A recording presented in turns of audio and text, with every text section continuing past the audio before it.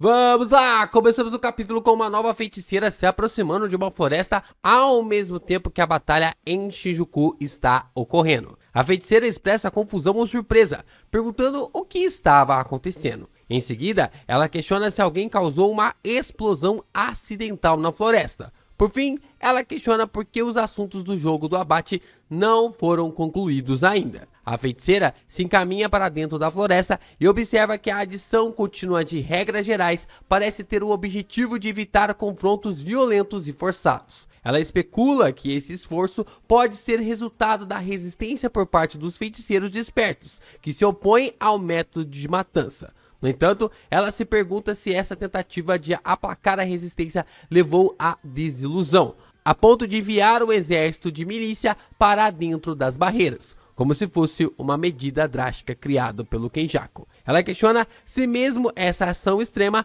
não lhe satisfez, possivelmente referindo-se ali ao vilão. Ela termina a observação com uma pergunta mental direta a Kenjaku sobre o que ele deseja. Além disso, ela expressa desaprovação pelo fato de manter alguém vivo como uma espécie de objeto amaldiçoado apenas para tirar sua vida posteriormente, sugerindo que essa ação não é apropriada. Mas no meio de sua busca por Kenjaku, acaba caindo em uma armadilha. Uma maldição, parece ali uma espécie de água viva, surge e faz ela não conseguir respirar. Kenjaku começa a se aproximar dela ali, sentado em uma árvore, e faz uma metáfora culinária para expressar seu desapego em relação às emoções com os outros. Ele compara as pessoas a ingredientes culinários, afirmando que as utiliza de acordo com a necessidade, como se fossem temperos em uma receita. Se as emoções das pessoas forem fracas, ele as acrescenta.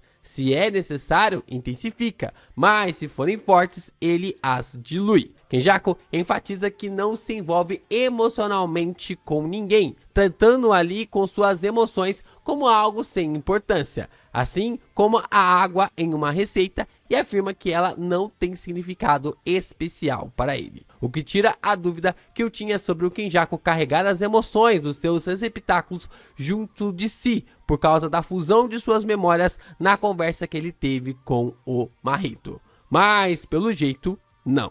Yo Geeks, aqui é o LP e você está no canal do Geek Brasil. Fiquem ligados que esse vídeo contém spoilers do capítulo 239 do mangá de Jujutsu Kaisen. Antes de te falar sobre o tema do vídeo, fica aí o nosso pequeno jabá para vocês lerem que haja luz. A treta está crescendo em Elysium e os próximos capítulos serão fundamentais. O link da novel do Geek Brasil está na descrição. Agora sim, vamos falar sobre essa confusão do Kenjaku.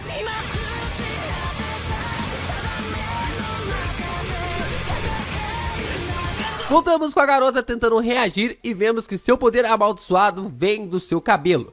E ela ataca Kenjaku com tudo com uma espécie de espinho, mas a mãe do Itadori consegue desviar facilmente. O vilão faz a maldição virar algo em um estado sólido ou algo do tipo, o que meio que cega a feiticeira completamente, na qual ela começa a se debater. Kenjaku expressa sua falta de envolvimento emocional, indicando que não se deixa afetar pelas emoções. No entanto, ele admite ocasionalmente a possibilidade de achar algo com um pouco de desperdício, insinuando que há momentos em que ele pode considerar que os feiticeiros são bons demais para serem mortos. Kenjaku então toca o dedo na maldição e a feiticeira parece ser totalmente neutralizada, onde o vilão escuta alguém lhe questionar sobre como ele sabe onde os jogadores estão. Kenjaku revela que ele colocou maldições em feiticeiros que se materializaram e marcas em feiticeiros despertos, permitindo-lhe rastreá-los. Acredito que seja o tipo daquela que vimos na testa da Tsumiki. Ele também comenta que, mesmo sem essa monitorização, a maioria dos feiticeiros acaba ficando dentro das barreiras. Kenjaku sugere que isso se deve ao fato de que não há razão para sair, pois tanto a adaptação à sociedade quanto a perseguição são incômodas. A pessoa misteriosa comenta que a garota feiticeira já está morta. E ele também observa que Kenjaku fala muito sozinho e questiona se isso é o resultado de sua longevidade. Vemos que o corpo da personagem parece estar coberto de sangue e pelo jeito ela havia encarnado em alguém que trabalhava em um café Made. Kenjaku menciona um aviso importante e explica que está reduzindo o número dos seus amigos, dizendo que está os cortando. Então, descobrimos que se trata do Iori conversando com Kenjaku.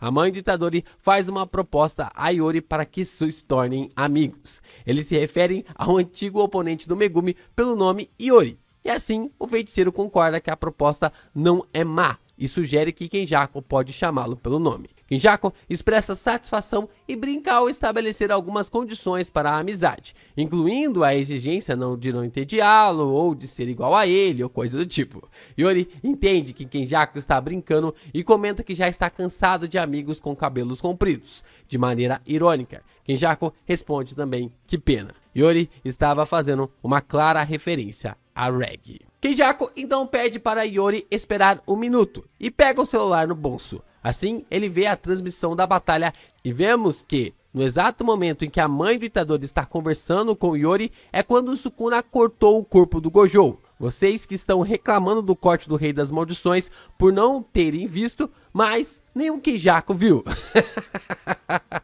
Esse Gege é um sacana pra caramba, velho. O vilão se deita no chão e ele menciona a expansão do alvo das técnicas, de forma meio que enigmática, sugerindo que houve um desenvolvimento importante para a derrota do Gojo pelos poderes do Sukuna. Kenjaku ainda diz que a expressão no rosto do Gojo era extremamente bonita. Não fica claro se ele vê Satoru Gojo como alguém bonitão, ou se o seu estado na qual ele estava remetia a uma beleza aos olhos do vilão. Iori, por outro lado, comenta sobre a vitória, mencionando que se Gojo fosse o vencedor, o próximo alvo seria Kenjaku. Ele também expressa a esperança de que essa vitória resultaria em algum tipo de apoio ou ajuda. No entanto, Kenjaku aconselha Iori a desistir, indicando que a situação é complicada e desfavorável. Assim, Kenjaku fornece informações detalhadas sobre suas medidas de vigilância e controles em Shinjuku. Ele revela que instalou vários espíritos amaldiçoados com feitiços de barreira para fins de monitoramento em torno dele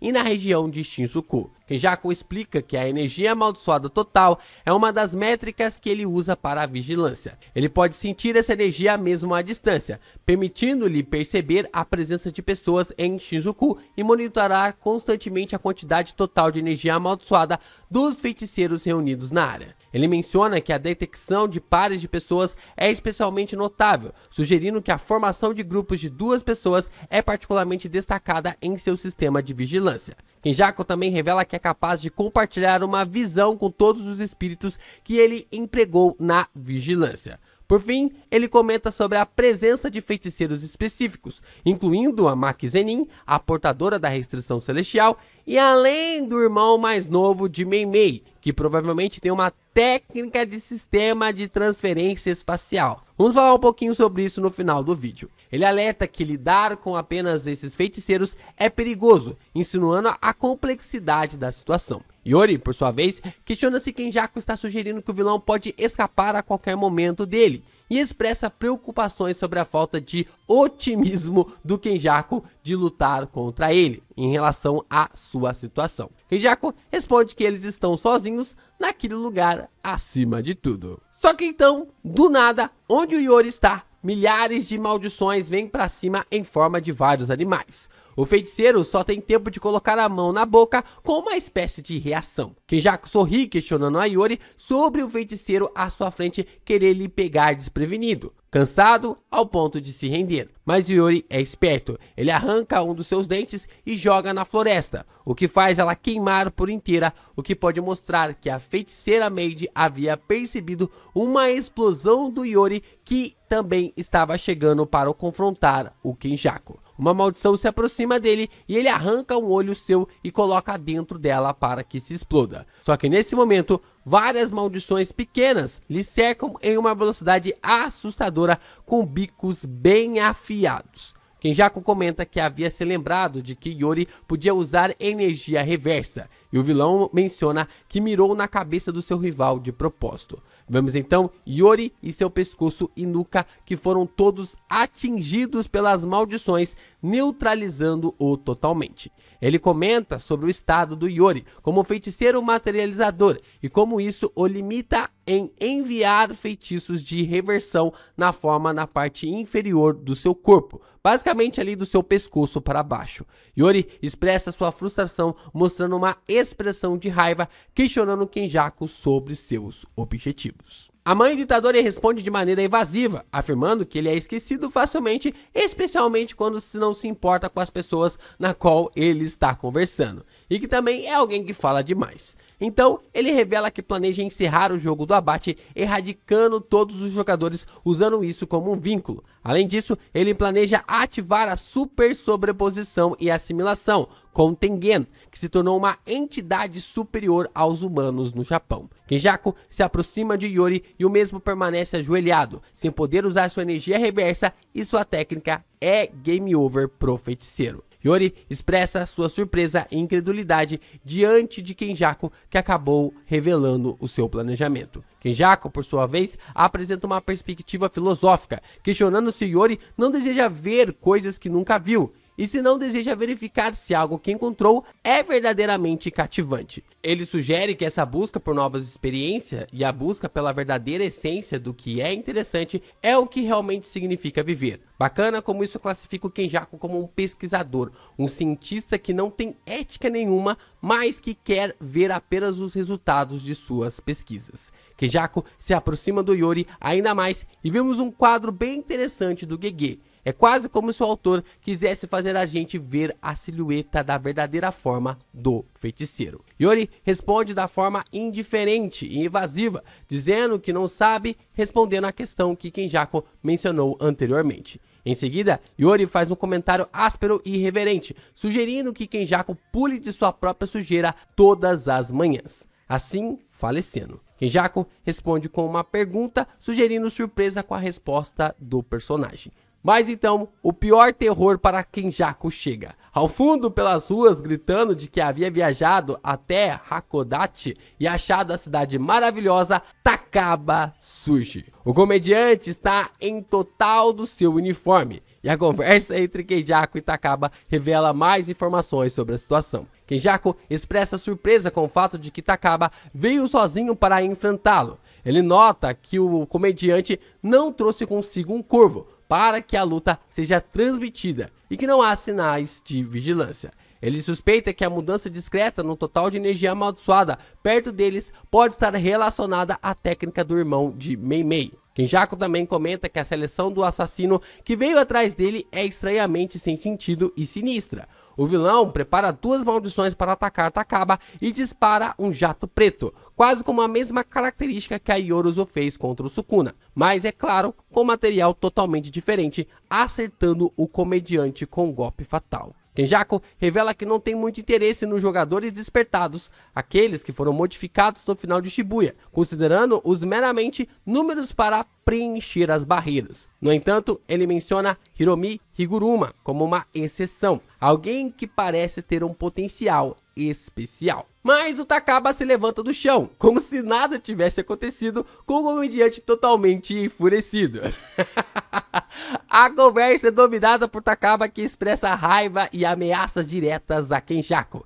Ele acusa o vilão de tentar matá-lo e promete não perdoá-lo, afirmando que o enviará para a prisão, lhe chamando de monge estúpido. Kenjaku está escandalizado ao ver que seu poder não estava funcionando. E as expressões dele e do Takaba são engraçadas pra caramba. O vilão reage de maneira intrigante, sugerindo que a situação é uma sensação completamente nova.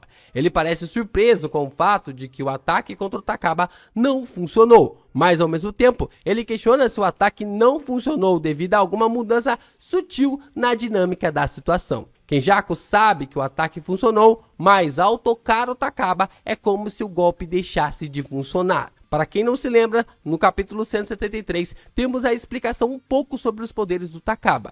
Yori, mais uma vez, diz que explodiu 5 vezes o comediante ao ponto de que era para tê-lo matado. Todos os ferimentos do Takaba, de alguma forma, são curados de uma forma automática, sem uso de energia reversa. Pelo menos que não pôde ser sentida por um especialista em energia reversa como o Yori era. Então, o narrador explica seus poderes. Quando o Takaba tem confiança que suas ações são engraçadas, o que ele imagina se manifesta em realidade. Uma técnica que funciona até mesmo contra Satoru Gojo. O que marca que se Gege quisesse ter colocado o Takaba para ultrapassar o infinito do Gojo, criando uma faca que corte o espaço, talvez ele conseguisse.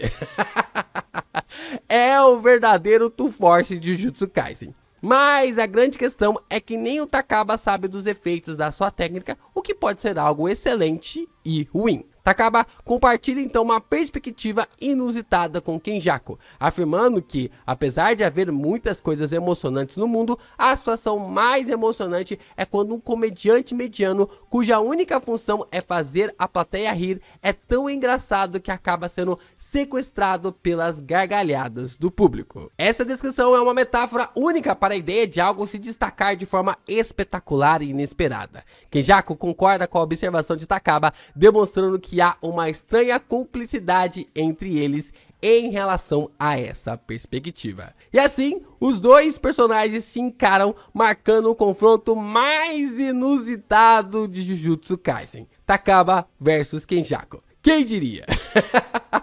Se tivessem me falado que esse seria o primeiro confronto do Kenjaku pós-Tsukumo, eu teria chamado essa pessoa de louca. Vamos ver como o Kenjaku vai sair dessa, porque basicamente tudo que o Takaba acha engraçado, ele pode fazer. É literalmente o pior inimigo que a mãe do Itadori poderia ter. Nós ainda temos a questão agora sobre qual será o foco de Gege Akutami. Se ele voltou no tempo, tem grandes chances de parar a luta do Itadori nesse exato momento para retornar depois. Mas não tem como deixar de falar da bola levantada também para o Higuruma neste capítulo. O único feiticeiro despertado que havia chamado a atenção do Kenjaku. Levantou uma pequena bola para o confronto contra o Sukuna. Seja qual duelo Gege escolherá para focar, ele agora tem 3 frentes de batalha: Hakari versus Uraumi, Itadori e Higuruma versus Sukuna e Kenjaku versus Takaba. A gente tem página colorida e também tem capa na Weekly Shonen Jump na semana que vem, o que pode simbolizar que seja o Itadori e o Higuruma versus o Sukuna na capa na semana que vem da Weekly Shonen Jump. Mas como nós já tivemos página colorida da Uro e do Ryu,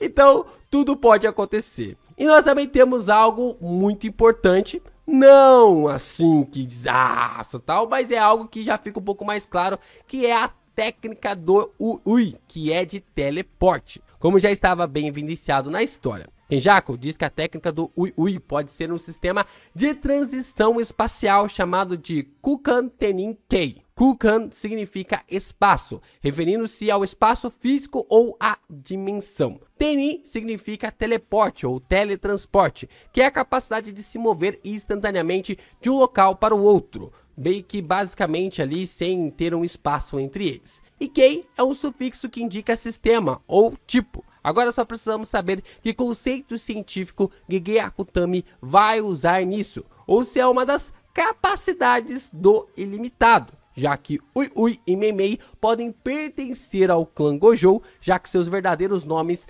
não foram ainda revelados. Mas o Kenjaku está de olho neles. Então, sobe a mensagem do editor dizendo que chegou a vez do Takaba subir ao palco. Ele anuncia também que na próxima edição da Weekly Shonen Jump, Jujutsu estará na capa com página colorida dupla para comemorar o sucesso da segunda temporada do anime.